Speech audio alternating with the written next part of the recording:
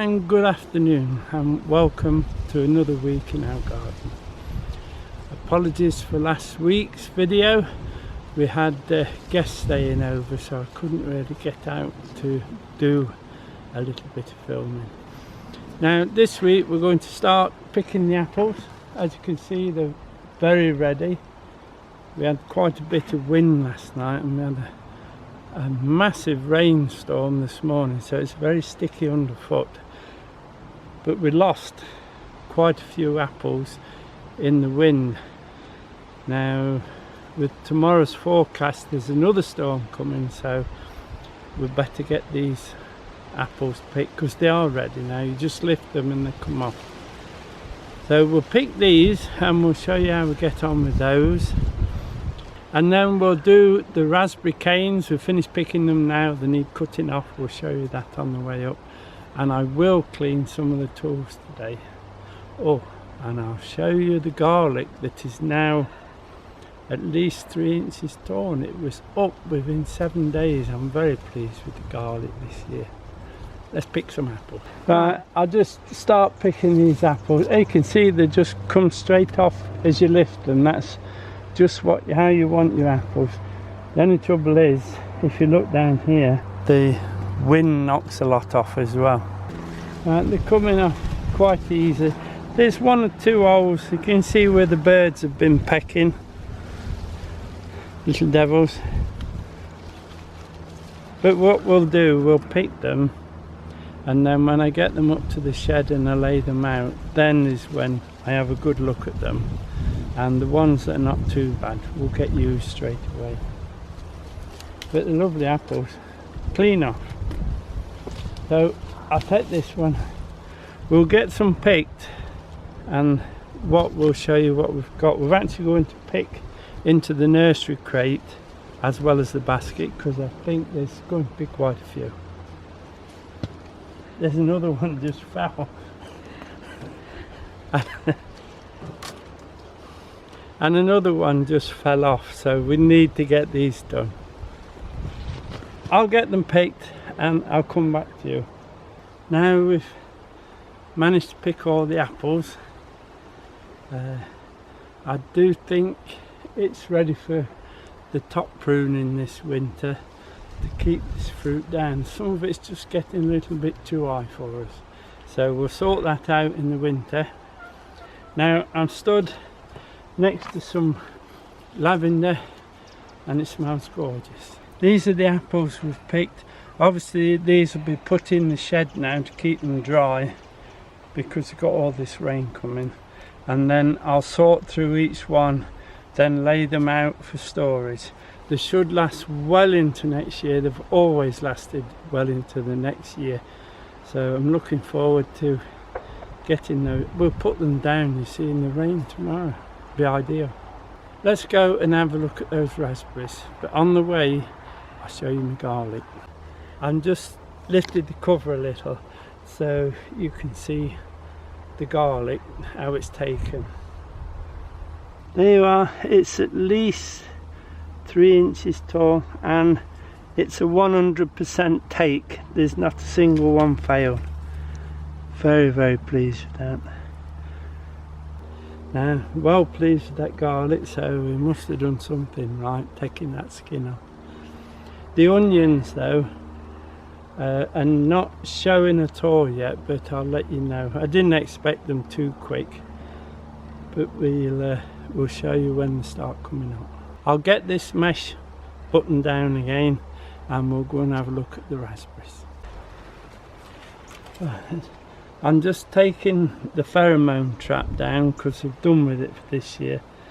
Very impressed with the pheromone trap.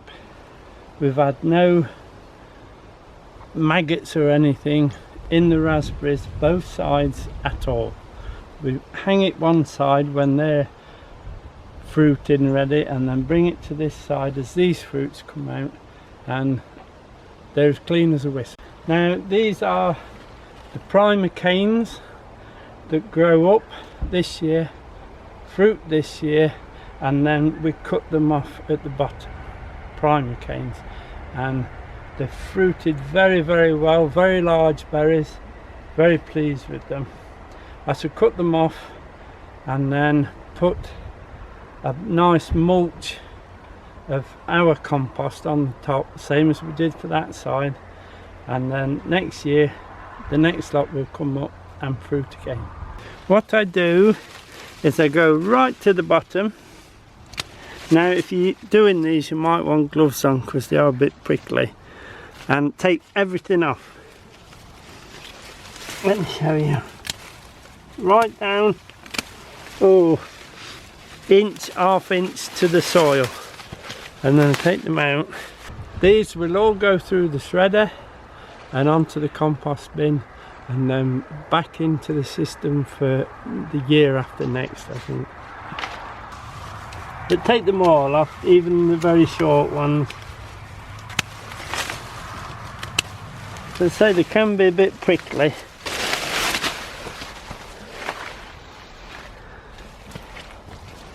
Just get some of these big ones. Just take this streak off. There you go. Look. You see?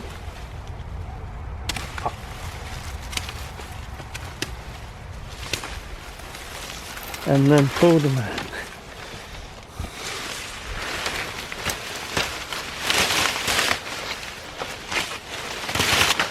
They've made good growth this year, and the wood's reasonably soft. It soon goes through the shredder.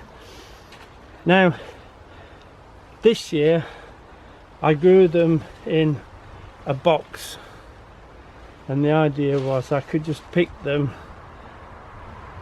and likewise on that side, not very successful. I'm going back to having a single frame and tying them to it. They're a lot easier to cope with that way.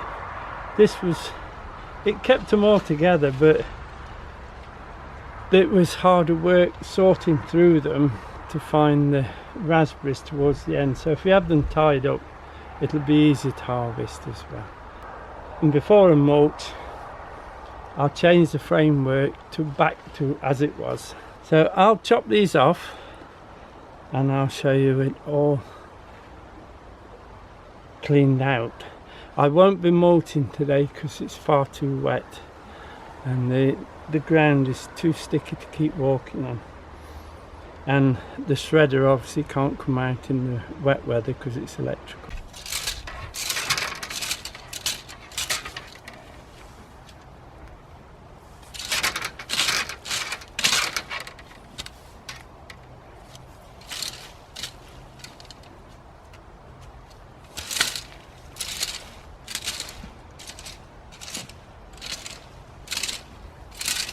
Now that's the raspberries cut off. I've raked through and took some of the leaves off. There is an odd perennial weed in there which I shall have to take out, but like I said, I'm going to change this this timber for a start and have one that comes up higher and then tie everything to it. Good idea, but it didn't work very well for us.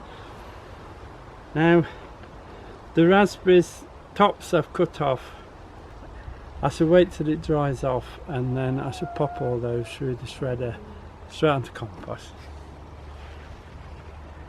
and then take the weeds out, move this to one, give it a good mulching, and that's finished then till next year.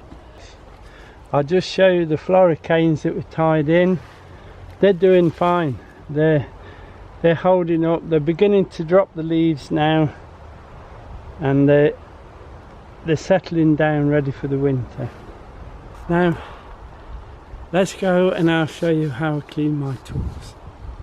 Now we're in the front of the shed, and this is where I normally clean my tools, on this table. I'm going to start with the 4-pronged rake. This is one of the most used tools on the garden. I'm always out raking with this. It's got a nice head, but if I turn it sideways I can also knock the weeds out with the side of the prongs. Good piece of kit, very useful. So what to do, I just get this, it's actually a pan scourer that I got off Diane, and it's just rough enough to take that. If I call it patina, you'll know what I mean. It's all what rubs off your hands as you're using them through the season, and this just takes that off without scratching the wood underneath too much. And just like that.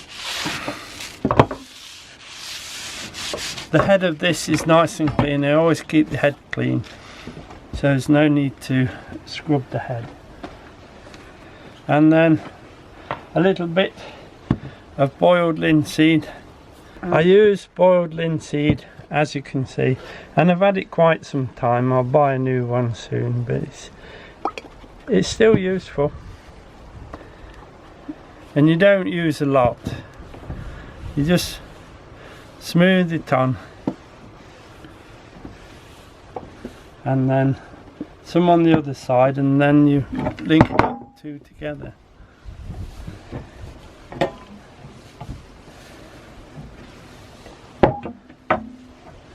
And then it'll be hung up in the shed. I'll just show you what to do to the head before I hang it up as well. So that's that shaft done nicely. It won't do the plastic, obviously. We'll just cover that in case it falls. Now, to do the head of these tools, I use this spray oil.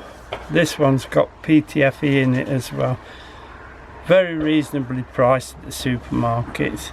And all I do is I just spray it on both sides and on that ferrule, because that's stainless steel, it won't really need doing, and then just give them a quick wipe, take the excess off, and that's that one ready to go in the tool room. I'll just show you the old fork. This is another one of the tools that I use a lot on this. As you can see, I've nearly worn this side out. They all used to be the same, but I've worn these right down with all the digging that I do on this plot. So when this one gets a bit shorter, I just have to buy a new fork to get the depth. Same as before then, look. Do the shaft. No need to rub too hard. You're not sanding them, you're just taking that bit of excess dirt, etc. off it. There you go. And then I'll do the T-handle as well. Not forgetting the ends. No need to clean the ends, look, because they are kept clean all the time. And then we put the oil on. So we'll do this and one more for you.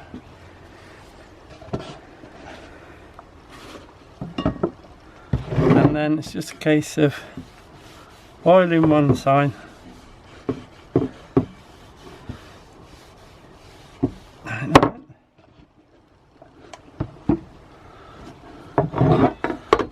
Oiling the other side. And then next year when you go in the tool shed to get your tools out, they'll all be nice and clean and shining and ready to work. Most of this will be nicely soaked in. Excuse that, I think we've got a shoot going on in the woods.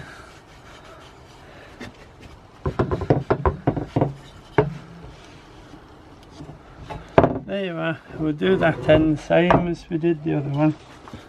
We use this GT85, it's actually called, it's not expensive. And just do one side, do the other, and then just wipe off the excess. And that will stop it going rusty through the winter while it's in the shed.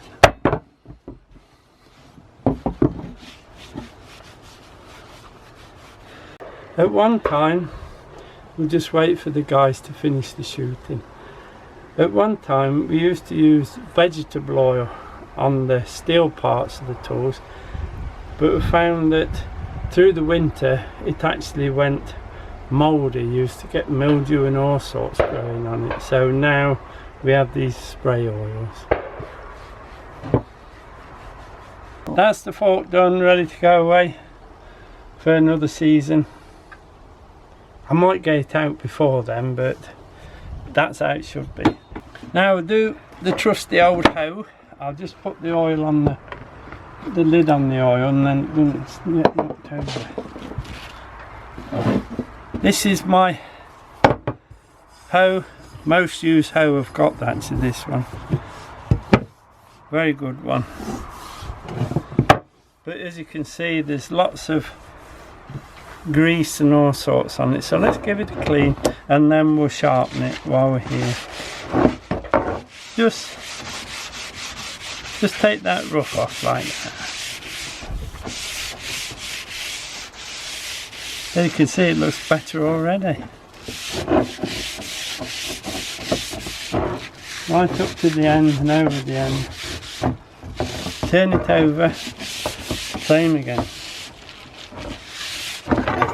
You can see with the colour of this shaft that this has been done for a few years now with the linseed oil. That's how it goes when you've done it a few times. Now before I put the linseed oil on, we better have a look, see if it wants sharpening. Very burred along there, and it just needs smoothing off. And what I use is these things. I don't know where I bought it, but we've had it for ages now. It's even lost one of its ends, look. But they're diamonds, and they really do cut into this steel. But I don't want to sharpen it, I just want to take the burrs off and leave it ready for spring. So can you see where that's nice and shiny now and smooth?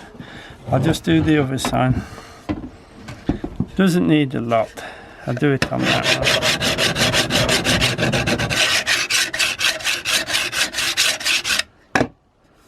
That's it. That's made a nice sharp edge actually, ready for next season.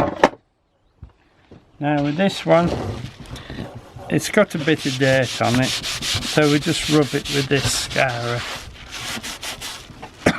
Excuse me, just get the mud off.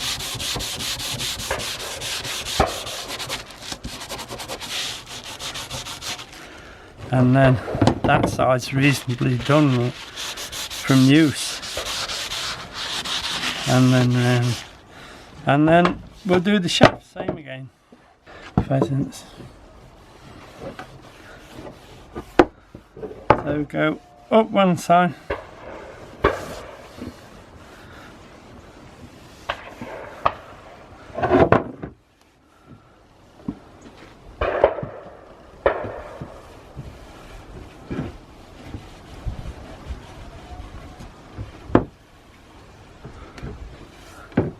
Then spin it over and do the other side.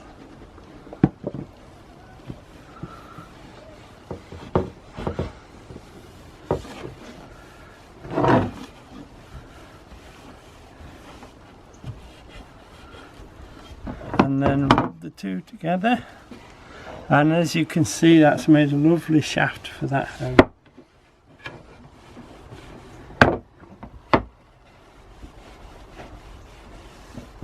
And it makes the wood last longer as well, and also very comfortable to use. Just take some of the thick off, spread it round,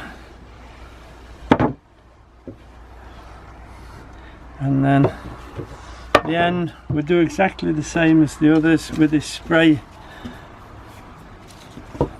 oil.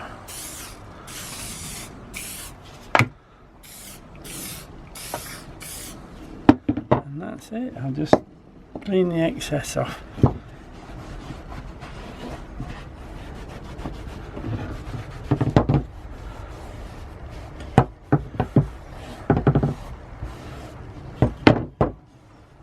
There you go. So that's the hoe, the fork, and the 4-prong done. If we're doing the spade, it's the same as you do the fork. Clean it up, sharpen it like we did the hoe, and then get that shaft cleaned up so it's nice and clean like those. And that looks after your tools. You look after your tools, they'll look after you. Now that's a bit for this week. I hope you've enjoyed it. A few jobs to do, and we'll get all the tools done as I finish using them. I'm still using some on the garden, and then so they're all stored away in the tool shed, hanging up, ready for next year. So that'll be it for this week. Like I said, thank you for watching. Many thanks for subscribing. Take care everyone, and we'll see you next week. Bye now.